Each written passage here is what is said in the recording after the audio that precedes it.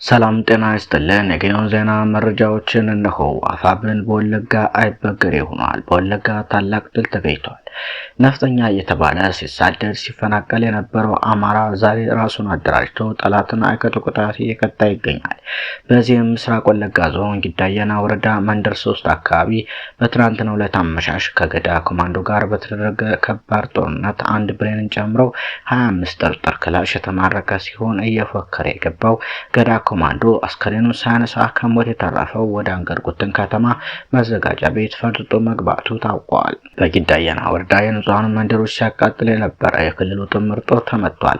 ከሰሞኑ በምስራቅ ወለጋ ዞን ጊዳየና ወረዳ አንዶዴ ቀበሌ ልዩ ቦታዋ ተክለ ሃይማኖት ሰፈር ላይ በመግባት ቤተክርስቲያንን ምሽግ በማድረግ በዙሪያ ያሉትን የማህበረሰቡን መኖሪያ ቤቶች ሲያቃጥል ነበር የሰነበተው።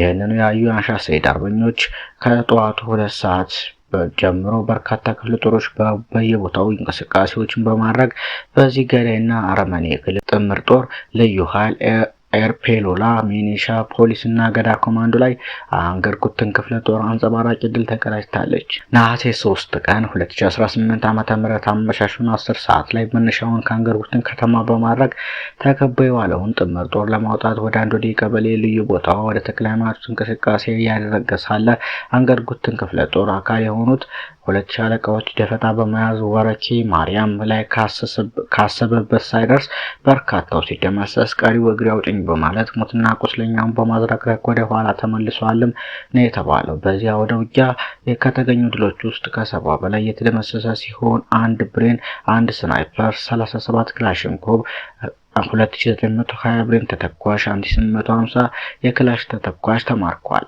እንዲሁም በርካታ ኤፍ1 ቦምቦችና ትጥቆች ወደ ካዝናችን ማስገባት ችለናል ሲል አፋብን ወለጋ ቢዛሞ አንሻ ሰይድ ህዝብ ግንኙነት ገልጿል። በተያያዘም በዚገም ወረዳ ሰፍሮ ማህበረሰቡን ሲዘርፍና ሲያሳድድ በነበረው የምንሻ ኃይል ላይ በተወሰደ ከባድ የቆረጣ እርምጃ ከ20 በላይ የምንሻ አባላት ሲገደሉ 12 ክላሽንኮቭ መሳሪያ በፋኖ ቁጥጥር ስር ውለዋል። የፋኖ የቆረጣ ታክቲክ ከማጥቃት ፍጥነት ጋር ተዳምሮ የጠላትን ጦር ባሽመደመደበት በዚህ ተጋድሎ በዚገም ወረዳ ገንፊለም ጎሃ አሃቲ ከሻይና ዳዳንቲትም የተባሉ አካባቢዎች ሙሉ በሙሉ በፋኖ ቁጥጥር ስር መሆናቸውም ታውቋል። ይህ በእንዲህ እንዳለ ታጣቂዎች ከውጭ ኃይሎች ጋር በመሻረክ ያልተቀደሰ ጋብቻ ፈጥረዋል ሲሉ ጠቅላይ ሚኒስትሩ አቤቱታቸውን አቀረቡ። እኛ ከስር የለቀቅናቸው ወደ አሰራቸው ቡድን የተገለበጡም አሉ ብለዋል።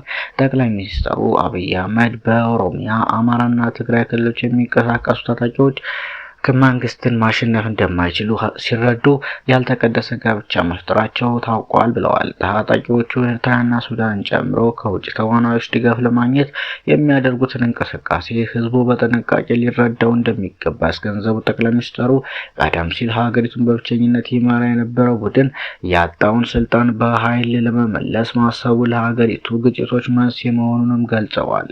ሆኖም እኛ እውነት ስለያዝን እናሸንፋለንም ሲሉ ተደምጠዋል። ሌላው የትግራይ መከላከያ ኃይል በሸረሪት ውጊያ ለመጀመሪያ ጊዜ አጥቂ ድሮን መጠቀሙ የትግራይ ቴሌቪዥን ዘግቧል። በሌላ በኩል ሸረሪት ሙሉ በሙሉ በቲዲኤፍ ቁጥጥር ስር እንደሚገኝና ያ ጦርነት የመጪው የጦርነት ማዕበል መግቢያ መሆኑንም ገልጿል። የኃይል አሰላለፉን በተመለከተ ሲገልጽ ደግሞ በመንግስት በኩል የተከዜ ዘብንና የሱዳን ፈጥኖ ደራሽ አብረው ሲሰለፉ፣ በህወሓት በኩል ደግሞ በስም ያልተጠቀሱ የኢትዮጵያ ኃይሎች ተሰልፈዋልም ብለዋል። የተከዜ ዘብ በዚህ ወቅት አጣብቂኝ ውስጥ ገብቷል። ከፋኖ ወንድሞቹ ጎን መቆም ሲገባው ከብልጽግና ጎን ቆሟል። የፋኖ መሪዎችም ለተከዜ ዘቦች ዋስትና በመስጠት አሰላለፋቸውን እንዲቀይሩ ማድረግ ይጠበቅባቸዋል ሲል ጋዜጠኛ ፋሲል የኔዓለም ያሳወቀ ሲሆን ህወሓትም አሁን ላይ ያለውን የብሔር አደረጃጀት ለማስቀጠል ምኞት ካለው የኢትዮጵያ ችግር እንደማይፈታ በማወቅ ለአቋም ለውጥ መዘጋጀት አለበትም ሲል አክሏል።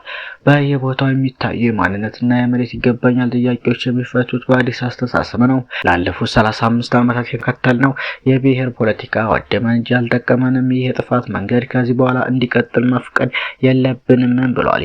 የጽምዶ ኃይሎች የፋኖን አዲስ አስተሳሰብ በሙሉ ልብ ሊቀበሉትና ይህን መጥፎ ስርዓት ለመገርሰስ የሚደረገውን ትግል ያለምንም መጠራጠር ሊቀላቀሉት ይገባልም ሲልም ገልጿል። በዓለም አቀፍ ሕግ ተቀባይነት ያለውና ኢትዮጵያ የተባለ ስያሜ ያለው ሰፊ ግዛት የሁሉም ዜጎች የጋራ ሀብት እንዲሆን ተሰጥቶናል። ይህ ግዛት ለአስተዳደርና ለልማት በሚመች መልኩ እያዋቀረ ሀገርን ለመጓዝ ሰፊ ጭንቅላትና ሩቅ የሚያይ ዓይን ያስፈልገናል። በጠበበ ጭንቅላትና በጠበበ ዓይን ሰፊ ግዛት ማስተዳደር አይቻልም ያለው ጋዜጠኛ ፋሲል ያለም ለማንኛውም ከፊታችን ከፍተኛ የጦርነት ማዕበል ይጠብቀናል። መርከባችን ይህን ማዕበል በአግባቡ እንዴት እንደምትሻገር ማሰብ የሁሉም ዜጋ ኃላፊነት ነው። ከዚህ በኋላ በሁሉም ወገን የሚደረገው ውጊያ በድሮን የሚታገዝ በመሆኑ ጥፋቱ የትየሌሌ ስለሆነ ከገንዘብ በላይ ትንሽም ቢሆን የሀገር ፍቅር ስሜት ያላችሁ ጀነራሎች ይህን ሰውዬ ዘወር በማድረግ ሰላም እንዲመጣ ብትሰሩ ከታሪክ ተጠያቂነት ምናልባትም ከሞትና ከእስር ልትድኑ ትችላላችሁ።